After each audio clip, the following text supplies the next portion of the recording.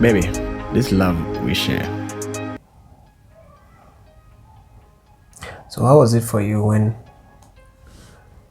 we met, that you got to know that like I'm a pastor, like I'm a man of God? How was it for you? How was it for you? How did you feel about that? How was that? So how was it for you? Me, actually, I never thought I would even marry someone who is close to God. Like, you know, I never thought of marrying a believer, because they a believer. Like, what do you mean by that? like someone who believes in God, who does like Godly things.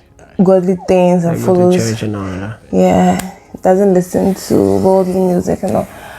Because then I used to party a lot, so it wasn't part of my plan at all. But God knows best. So how did you feel, like in general? In general, how did I feel? You know when we met freshly. Like a perfect. We met sorry. Flesh. He likes doing that to me. Don't mind him. Oh goodness. When we met freshly, oh goodness, I won't say that again. Yeah. So when we met, I think that is 1st December to the 1st January. I mean, last 2 years, December, Christmas, I decided not to party hard. I don't know, all of a sudden, that kind of feeling to party, go here, go there, go that, do this, do that, wasn't there. So when we met, and then I got to know you were one, the only thing that sounded in my head was, you told yourself you will never get closer to a man who knows God, and now there is one. And it's surprising how, like, I came to like your matter so much that I didn't care about anything. Yeah. I know people didn't like me because, I mean, well, maybe I will assume that was it, but I've always known this, that a lot of girls didn't like me because I always appear to be, the Christian type, like that church boy, that kind of thing. Yeah. I think when we met and then we started having our conversations, you never mentioned anything about God. I think that was what didn't appear like that. Yes, I didn't see you as one, but I think that was all helped, because if you should have just met me and started talking about God and all, you come in, I wouldn't even pick up. Why should I pick up? But as time goes on and we were talking, that was when you started preaching. Oh, you bring the Bible once in a blue moon, we talk. I don't mind him. Oh goodness. Yeah. So that was it. The way I felt normal. I felt natural. Maybe it was the will of God, because if then we met and then I wouldn't have followed. Yeah, because even me, like, I always tell you that if we met during my early ages in Christianity, I'm not sure you'd have liked me. Yeah. Because, man, I was just 100% sure. I was just focused on I would prayer. have bounced him back. Bounce. Bang! But then you'd have missed a good thing. That's the thing. But God knows best. Yeah. That's why He delayed and brought me to my husband. The one He kept okay. for me. No. Until it was time. So yeah, so that's it. So that was it. This love we share. Even for me, because of that part where I felt like a lot of girls didn't like me because of how I appeared as a Christian guy, the church guy, and all of that. Because of that, I'm sure now many of the girls testify or they will say that, oh, no, they liked me. But they didn't like me because I appear to be annoying. Yeah.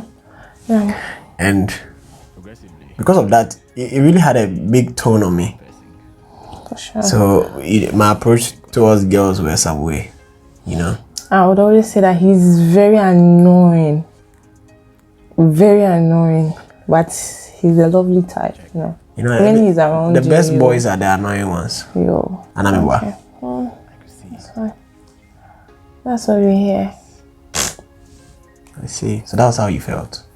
Yeah, I didn't feel anything. I just felt normal knowing you, because when I met you, it wasn't because of you I stopped some things, and maybe because of the presence you had around me, I stopped some things. I changed partying and all. So did you think it was good to change? Yeah. I didn't ask you to change, did I? No. I didn't force you to change. It wasn't because of you I changed. It's the presence, and maybe it's God's will. Maybe that was the right time for me to have my turn and turn around. So, yeah. And you know, one of the, you know, something that used to happen to her. She mentioned to me that, you know, she used to have friends who gives her money, a lot of money. Like big money, like 2K, 3K, 5K, you know, like those things, you can name it. And surprisingly, when we met, that thing stopped. Can you imagine? It stopped also because I mentioned to her that no man, not even me, right? Not even any pastor will just be giving you money without an ulterior motive. Except God is with that person. And that was what happened. But have you experienced that before? Like all of a sudden your life is turning around, and then things, all those people giving you those things are just pulling back. If you've experienced it, I beg, hit the comment section and tell me about your experience. What would you have done if it was you that you met this guy that he appears to be Christian and all of that, and Charlie, the guy, Kabe, or all of those things, and you met him, and all of a sudden the things that you used to have when you were not, now you're having them. How would you feel? What would you do if it was you? For me, I'm really grateful to God for meeting you, because a lot changed around me. I got to know real people and like real friends, real people, like family. I got to understand some things. Like a lot of things changed around me, from sickness to how I think, how I used to do things and all. Now a lot of friends will think Mabaso, but it's not that way. Now I don't talk much. Yes. I don't need friends. I don't even have a particular friend I'm chatting with, you know. And it's I'm okay, and I feel okay with that, because I feel if I have friends, I won't concentrate on where I'm going to. So you just said something that is so striking. Like, if you have friends, you concentrate on where you were going to. That means that when you didn't meet me, you didn't know where you were going to. No, I was living my life. I used to work at the UGBS, University of Ghana Business School, UPSA Junction. And my friends there who knew me, my colleagues there who knew me, knew who I was. We closed around 9 because of the evening lectures. Closed around 9, and I was still going party, and I would get home around 4:30 a.m. I would sleep like an hour, and I would get up around 5:36. I had a daughter, and I would have to brush, getting her prepared, you know, that thing, not getting time for her with the homeworks and all of that. Then I'll get back to work and I'll be late, and my boss will complain. Sometimes I get to work early and I'm dozing off. I'm tired. My whole life is tired. So yeah, that was a lot. And those who really knew me, my mom, my sister, my mom always had a quarrel with me. We always quarreled. They really knew me, and my mom today, if you really notice, my mom doesn't really quarrel with me. Now when I go there and I said she wants to talk to me more. Yeah. A lot has changed in my life. Yes. Tell us a little bit about. Are you interviewing me? Like they are interviewing me. Tell us a little bit about the part where you used to really fall sick. Yeah. Yeah, that one too was there. Me getting sick every time. I can just be at the office and I'll just start feeling feverish. And all of a sudden, a pain will strike, and then I'll just have to be on the floor, and I'll just be there till I'm being rushed to the hospital. Like in a year, I can be admitted like 6 times, 4, 5, 6 times. The hospital. So that showed, yeah. So and when I'm being admitted, I can be in the hospital for like 2 weeks or almost a month. And the most funny aspect was we will go there and I'm suffering and I'll be told there's nothing wrong with me. Nothing is wrong with me, but I'm losing weight and I'm really sick and I can't do anything. It was something else until I met him. He started with the word. You have the way you say something. Speaking it, you have. Yeah. Like basically, your healing is in your mouth. Yeah. This is how Dr. Mike Murdoch puts it. He says that healing is God's responsibility, but health is your responsibility. Yeah. So anytime he calls me, oh, I'm healed in Jesus' name. I'm healed in my bone. Confession. So I was always confessing. One time I was around when this thing struck, and he was so confused because it's like, hey, my girlfriend around, she's in this. What can I do? What if she dies? And then I think we didn't go to the hospital straight. Yeah. I was here, and then we were praying. You were praying. Because I needed to understand what was wrong with you. But on that times, in those times, you can't really tell because I'm not the one feeling the pain. Yes. So I think on the 3rd day, we didn't go on the 3rd day before we went to the hospital. And when we went to the hospital, we went to check, and the doctor said it was ovarian cyst. Yeah. And we came back, and the couple was mad. We had to remove that thing from it to root. And we had an appointment, I think 2 weeks or 1 week after. Yes. And can you imagine what God did?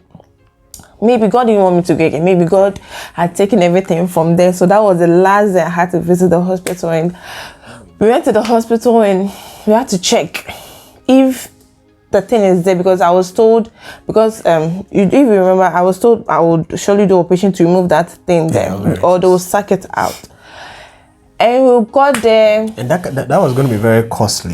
And very painful. For sure. And the chances that she was going to lose her life was very high. Yeah. And I was transferred to Gynae, 37. Yeah. And we went to Gynae, we went to meet the doctor, and she had to check everything. She checked that. She was like, oh yeah, the thing is very small. So, but can you imagine, after you've checked me in, so medically, if you have an ovarian cyst, when they want to check, they want you to have your menstrual period. They want to, like, when you are bleeding, that's when they'll do the checkup. So I was bleeding when we went there, and the doctor checked me, and she was like, I should go to the washroom and change myself and come back so I will complete the process, if I'll be going to the theater or not. And I came back, and she has picked her bag and she's leaving. And I spoke to her and I was like, why? You're leaving me. You told me to get changed. She was like, I should go. They'll give me a different appointment date so that I'll come back again. And I got pissed off. I got very angry. And that was the last time visiting the hospital. And since 2020, was it March of April? I think it was in the April area. Yeah. So now, I haven't experienced that. I haven't been sick. If I'm sick, Ibia, some normal catarrh, malaria, headache. Even with that, he doesn't allow me to take medicine. So you can imagine, I'm just confessing the word. I'm confessing healing. And that's how I've been since I met him. And I'm very good. My mom is very good. Baby.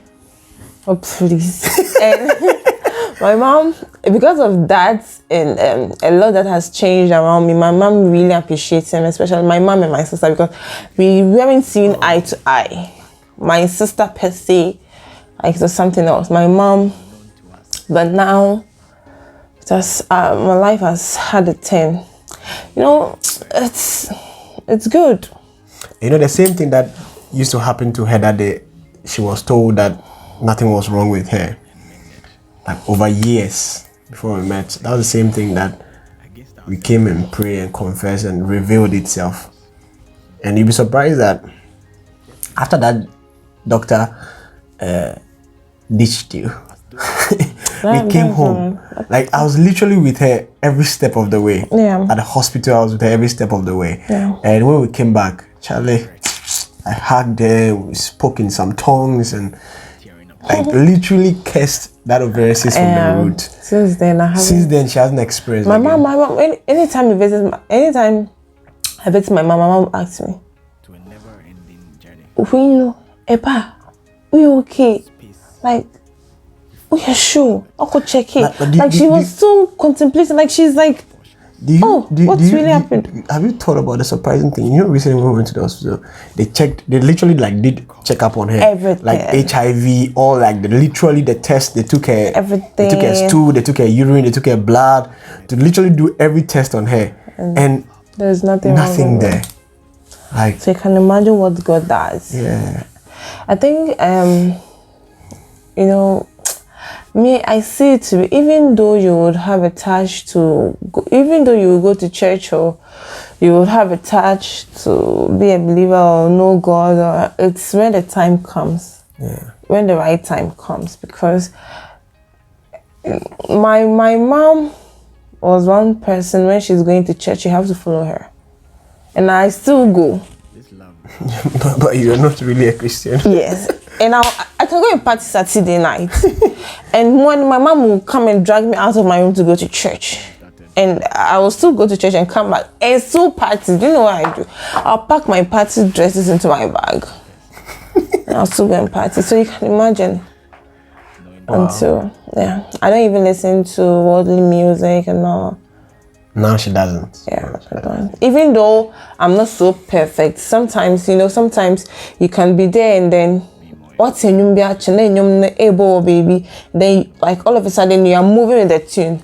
But I'll get there. I'm not perfect though. It's little by little, yeah. That's good. A lot has changed. I think today I'm saying mine. Talking about mine. I feel so emotional, It is coming from my heart. Yeah. God is good. Yeah, God is good. Thanks for watching. We love you. And one thing, he introduced me to his church, that's Kingdom Expression, and it has also taken my life around, because if he has a standing point, he has a strong ground, and he added me to it, that should tell you where I'll be going to from, like where I started from. Because to be sincere, the church is a really great church with a great pastor. On our next post, we're going to talk about our counselors during our counseling session, and we'll talk about our counselors. We'll talk about the church, how I got to the church, and all of that, and what happened, and we are still in the church. Let me add this on the last thing. My mom is a very controversial person. She came to the church, I think on our Thanksgiving. My mom, when she doesn't really go, but if she's going to this Presby church, she'll just be there till she dies. But my mom came to Kingdom Expression, And when she came out, she told me I shouldn't leave the church. Like, we shouldn't leave the church. So you can imagine. I see your pastor here. Your pastor. Your pastor here. Yeah. Nyamisa one is so. And it's really true. Oh goodness. It's really true. Also your pastor here, like on him wedding, no. Yeah. Like when the new pa on him wedding. I think you would. I think if I would, it's not compulsory to come to the church or anything, but you can just follow them on Facebook, Kingdom Expression, or Pastor Bexon. He's called Pastor Bexon, and then Pastor William Bexon, and then just listen to what he says and what he teaches. You know. Yeah. Your life would have a turnover. Yeah, I don't want to talk much about it, but on our next post, you'll see. Yeah. I'll talk about church. Wow.